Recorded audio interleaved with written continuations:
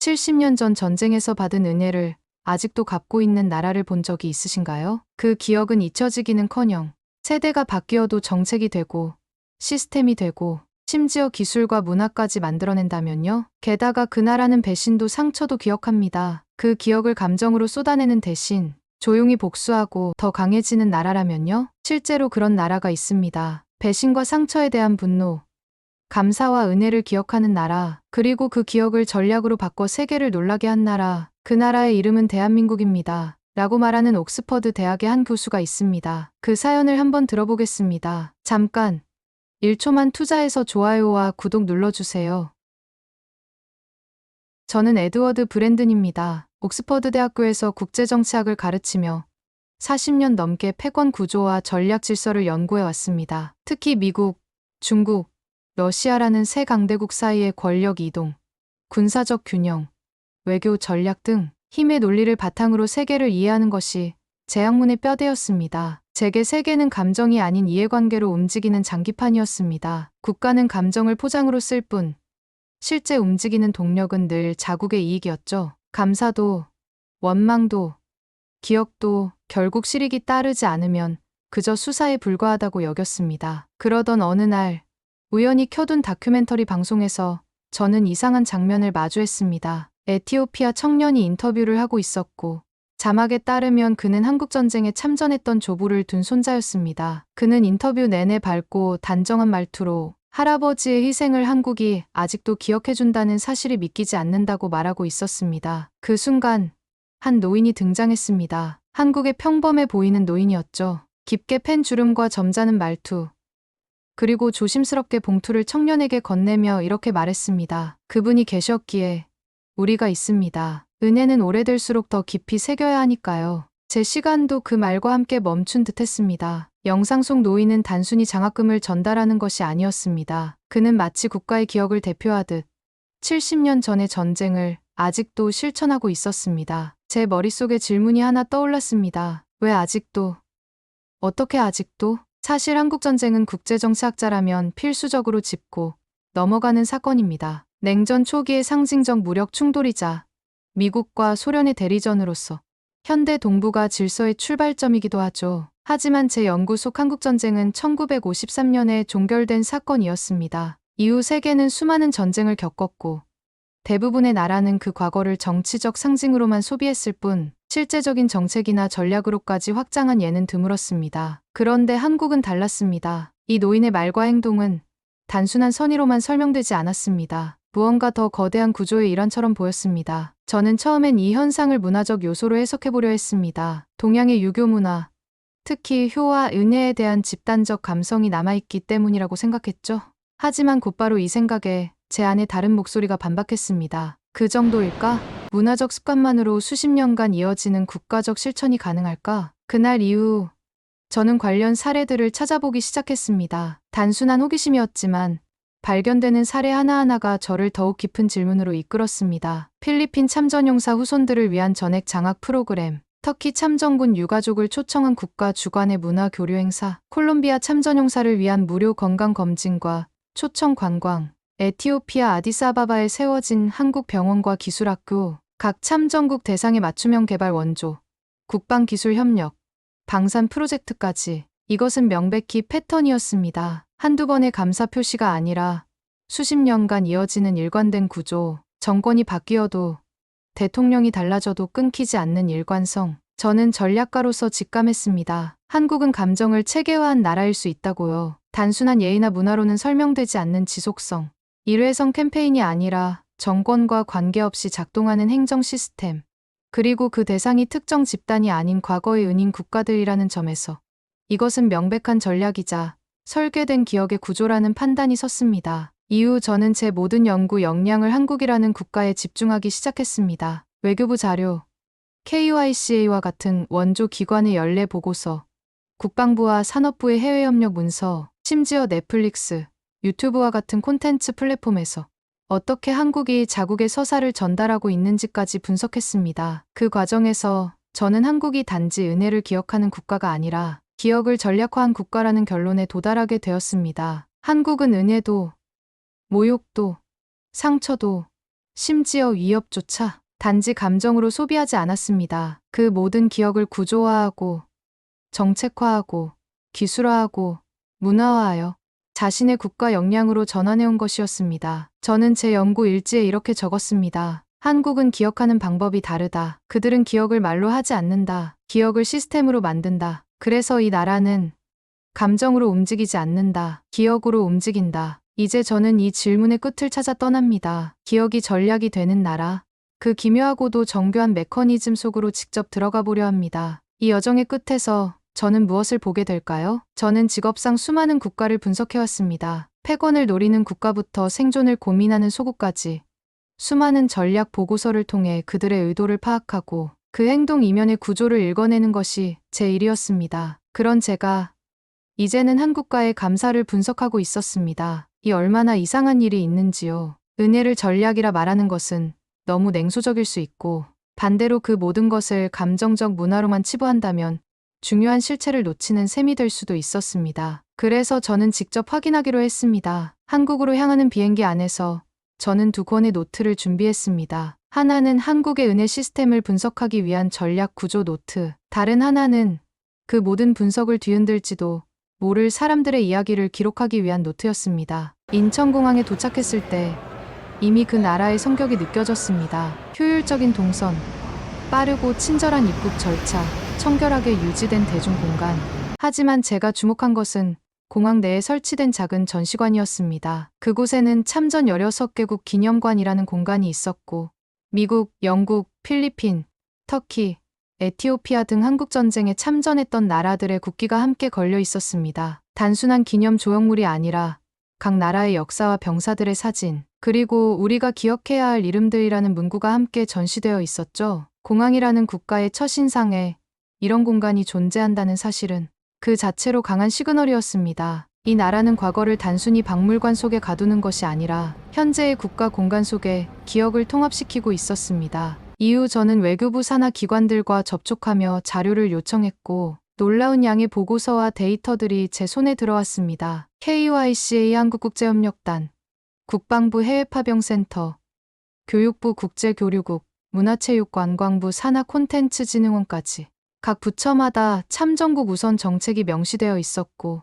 그 정책은 정권 변화와 무관하게 최소 20년 이상 유지되고 있었습니다. 예를 들어 필리핀의 경우 1990년대 초부터 이어져 온 교육협력 프로그램을 통해 필리핀 대학생들이 한국 대학에서 유학할 수 있는 통로가 마련되어 있었고 해당 프로그램의 설명서 첫 장에는 다음과 같은 문장이 적혀 있었습니다. 한국전쟁 당시 도움을 주신 국가의 후손에게 미래의 기회를 되돌려드립니다. 콜롬비아에서는 매년 참전용사 및 그 가족을 초청해 한국을 소개하고 이들이 체류하는 동안 의료 서비스, 문화체험, 경제협력 간담회까지 체계적으로 운영되고 있었으며 그 내용은 매년 외교백서에 상세히 보고되고 있었습니다. 에티오피아에는 KYCA가 운영하는 직업교육원과 병원이 있었고 이곳 출신 청년들이 한국 기업의 아프리카 진출 시 핵심 인재로 채용되고 있다는 사실도 확인했습니다. 이 모든 프로그램에는 공통적으로 참전국 우선 원칙이라는 라벨이 붙어 있었고 시행 주체가 바뀌어도 원칙은 흔들리지 않았습니다. 저는 이 지점에서 섬뜩한 경외감을 느꼈습니다. 보통 외교 정책은 정권의 성향이나 집권 세력의 철학에 따라 방향이 바뀌기 마련입니다. 심지어 강대국조차 정권이 바뀌면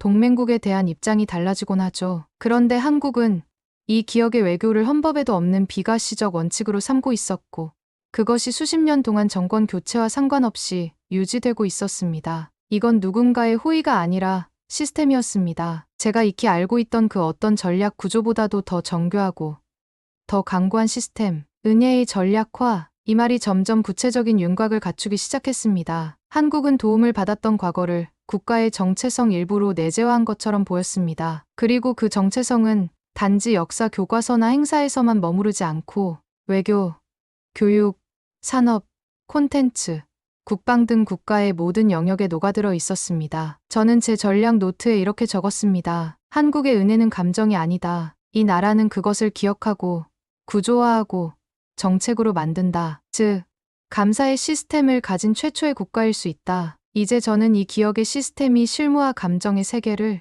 어떻게 연결하고 있는지를 더 깊이 들여다보고자 합니다. 은혜가 전략이 되는 과정 그 심장부에 다가갈 시간입니다. 제가 한국의 감사의 시스템을 구조적으로 파악해가던 중 한 가지 다른 질문이 제 안에서 고개를 들기 시작했습니다. 이 나라는 고마움만 기억하는 것일까요? 기억이란 긍정적인 감정만 포함하는 단어가 아닙니다. 상처도, 배신도, 억울함도 모두 기억의 다른 얼굴일 수 있습니다. 그렇다면 한국은 과연 그런 부정적 기억에 어떻게 대응해왔을까요? 이 질문에 대한 실마리를 저는 2019년 일본과의 무역 갈등에서 찾을 수 있었습니다. 그해 여름, 일본 정부는 한국에 대해 반도체 핵심 소재 수출을 제한하는 조치를 단행했습니다. 포토레지스트, 플로린 폴리이미드, 에칭가스 등 3가지 품목이 타겟이 되었고, 이는 전 세계가 주목하는 사안이었습니다. 왜냐하면 이 품목들은 한국 반도체 산업의 심장과도 같은 재료였기 때문입니다. 당시 대부분의 국제 전략가는 한 목소리로 예측했습니다. 한국은 곧 무릎 꿇을 것이다. 정확히 말해 한국 경제는 일본의 이 조치에 속수무책일 것이라는 분석이 주류였습니다. 한국은 고도로 특화된 글로벌 공급망에 묶여 있고 특히 이 3가지 소재는 일본이 거의 독점하고 있었기 때문입니다. 하지만 한국은 반응하지 않았습니다. 적어도 감정적으로는요. 대규모 시위도 없었고 외교적으로도 격렬한 항의는 없었습니다. 대신 정부는 관련 부처 간 긴급 협의체를 구성했고 산업부는 즉각 소재 부품 장비 자립 전략을 발표했습니다. 그리고 조용히 개발실의 불빛이 밤늦도록 꺼지지 않았습니다. 기업들은 놀라울 정도로 신속하게 국산화에 착수했고 정부는 예산을 투입해 연구개발과 생산시설 확보를 전방위로 지원했습니다. 심지어 일부 소재는 기존 일본 제품보다 더 높은 효율과 안정성을 확보하는 데 성공했죠. 2년 뒤 저는 산업통상자원부가 발간한 보고서 한 구절을 읽으며 몸이 떨렸습니다. 수출 규제 품목 3종 중 2종은 국산화 완료, 1종은 대체 공급망 확보, 주요 품목의 자립화율 90% 이상 달성. 이 보고서에서 가장 인상 깊었던 대목은 그 다음 문장이었습니다. 우리는 감정을 선택하지 않았다. 우리는 기술을 선택했다. 전략가로서 저는 충격을 받았습니다. 보통 이런 상황에서 국가는 감정적으로 반응합니다. 정치적 선전, 대중의 분노, 외교적 압박 그것이 일반적인 수순입니다. 하지만 한국은 달랐습니다. 감정 대신 개발을 선택했습니다. 항해 대신 생산 라인을 만들었습니다. 그 어떤 나라도 하지 못한 방식으로 복수를 준비한 것입니다. 그리고 결정적 장면은 2021년에 벌어졌습니다. 한국 정부는 일본을 전략물자 통제국에서 제외했습니다. 이는 국제무역질서상 매우 상징적인 조치로 당신을 더는 신뢰하지 않는다는 의미를 내포하고 있었습니다. 그때도 한국은 큰 소리를 내지 않았습니다. 조용히 단 한 줄의 보도자료로 마무리되었습니다. 일본은 전략물자 수출입 관리 체계상 일반 국가로 분류됩니다. 저는 그 조치를 보고 머리를 감쌌습니다. 이건 감정적 복수가 아니었습니다. 이건 시스템적 대응이었고 동시에 가장 한국다운 방식의 복수였습니다. 저는 한국의 한 연구기관에서 만난 관계자에게 이렇게 질문했습니다. 왜 그렇게 조용하게 대응했습니까? 국민적 분노도 있었을 텐데요. 그는 잠시 웃고 이렇게 대답했습니다. 한국은 말보다는 결과로 이야기하는 편입니다. 소리 내서 싸우면 상처만 남거든요. 우리는 개발해서 이깁니다. 그 말을 듣고 나서야 저는 퍼즐의 마지막 조각을 찾은 느낌이었습니다. 한국은 은혜만 기억하는 나라가 아니었습니다. 상처도 기억했습니다. 다만 그 방식이 달랐습니다. 다른 나라는 기억을 감정으로 표현합니다. 한국은 기억을 전략으로 전환합니다. 그리고 그것은 분노로 복수하지 않고 기술로 복수하는 방식이었습니다. 저는 제 연구 노트에 이 장을 새롭게 덧붙였습니다. 한국은 항의하지 않는다. 복수는 연구 개발로 한다. 기억은 단지 과거를 끌어안는 것이 아니라 미래를 준비하는 도구다. 이제 이 나라가 어떻게 문화 전쟁에서조차 그 기억의 전략을 확장해 가는지를 살펴볼 차례입니다. 기억은 외교도 만들었고 기술도 만들었고 이제 문화의 파고 속에서도 움직이기 시작했습니다. 한국에서의 체류가 어느덧 2달을 넘어섰을 무렵 저는 제 스스로에게 마지막 질문을 던졌습니다. 이 나라는 왜 이렇게 오래 기억하는가? 그리고 그 질문은 다시 하나의 진실로 돌아왔습니다. 기억이 이 나라의 힘이기 때문입니다. 저는 그간 외교, 기술, 산업, 정책의 영역에서 한국의 기억 시스템을 분석해왔습니다. 그 모든 영역이 정교하고 일관되고 정서적이기보단 구조적이라는 사실에 놀랐습니다. 하지만 마지막으로 제가 마주한 것은 문화, 그 중에서도 콘텐츠였습니다. 제가 이전까지 접한 어떤 나라보다 한국은 정서의 시스템화에 성공한 나라였습니다. 2016년 한국은 중국의 사드 보복으로 인해 문화산업에서 강한 타격을 입었습니다. 한알령이라는 명령 아래 드라마, 영화, 음악은 물론 연예인까지 모든 콘텐츠 수출이 중단됐죠. 그 당시 저도 외신 분석가로서 한국이 외교적 실수를 했다고 판단한 적이 있습니다. 문화산업의 반사적 희생이다. 그렇게 생각했죠. 하지만 이후 상황은 제 판단을 뒤엎는 연속이었습니다. 한국은 기존 방송사 중심의 유통 구조를 과감히 재편했습니다. 넷플릭스, 유튜브, 디즈니, 애플 TV와 같은 글로벌 OTT 플랫폼에 주력하며 중국이라는 거대한 시장에 목매지 않는 전략으로 선회했습니다. 그리고 놀랍게도 그 전략은 전 세계를 상대로 대성공을 거두게 됩니다. 킹덤, 오징어 게임, 더글로리, 지옥, 무빙 등은 단순한 콘텐츠가 아니었습니다. 그것은 기억을 다루는 이야기였습니다. 폭력과 억압, 고통과 불의에 대한 기억, 그 기억이 어떻게 인간의 정체성을 형성하고 공동체를 바꾸고 결국 세계에 도달하는지를 이야기하고 있었습니다. 저는 이 작품들이 그저 흥미로운 서사로 흘러간다고 생각하지 않았습니다. 그 안에는 한국 사회가 축적해온 정서의 흐름이 있었고 그 정서를 체계적으로 다듬고 구조화한 제작자들의 전략이 있었습니다. 이건 우연이 아니었습니다. 한국의 콘텐츠는 감정을 흘려보내는 도구가 아니라 기억의 실체화 그 자체였습니다. 무엇보다 인상 깊었던 것은 콘텐츠의 전략적 파급력이었습니다. 중국 정부가 막았던 한류는 VPN을 통해 다시 퍼져나가고 오히려 중국 내 젊은 세대들에게는 금지된 감성으로 더 강하게 작용했습니다. 이건 단순한 문화적 복수가 아니라 플랫폼을 통한 정서의 침투였습니다. 제가 마지막으로 만난 콘텐츠진흥원의 연구원은 이렇게 말했습니다. 우리는 콘텐츠를 만든 게 아니라 우리의 경험을 재가공한 겁니다. 그리고 그 경험 속에는 상처도, 감사도, 복수도 모두 담겨 있죠. 그 말을 들은 순간 저는 이 나라의 기억 전략이 어디까지 확장될 수 있는지를 깨달았습니다. 정책을 넘어 기술로, 기술을 넘어 문화로 이 나라는 감정의 흐름을 국가 역량으로 전환하는 능력을 가진 유일한 나라일지 모릅니다. 이제 저는 돌아갈 시간이었습니다. 옥스퍼드의 제 서재에서 마지막 보고서를 마무리해야 할 순간이 다가왔습니다. 그동안 구상했던 보고서의 제목은 한국의 소프트 전략 중견국의 섬세한 힘이었습니다. 하지만 지금은 망설임 없이 제목을 바꾸었습니다. 기억으로 움직이는 나라. 이 보고서는 단순히 하나의 사례 연구가 아닙니다. 세계 전략의 새로운 기준을 제시하는 문서이며 감정이 아닌 시스템으로 과거를 저장하고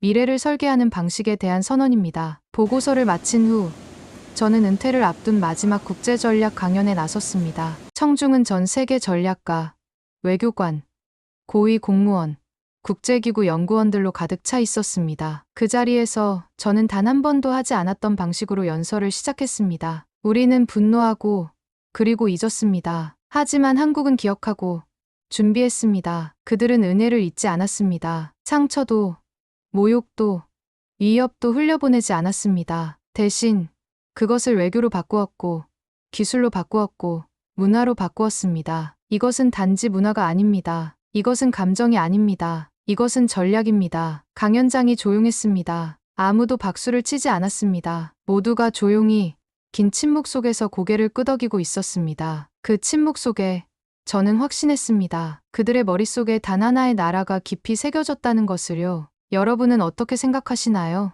은혜도 상처도 잊지 않고 그 모든 기억을 품격 있게 전략으로 바꾸는 이 나라의 방식. 여러분에게는 어떻게 다가왔나요? 댓글로 여러분의 생각을 들려주세요. 여러분의 이야기가 또 다른 시선이 될 수 있습니다. 오늘 이야기 흥미로우셨다면 좋아요와 구독, 그리고 알림 설정까지 부탁드립니다. 작은 클릭 하나가 저희에겐 큰 힘이 됩니다. 앞으로도 세상을 놀라게 한 한국의 이야기, 기억을 전략으로 바꾼 놀라운 순간들을 계속 전해드리겠습니다.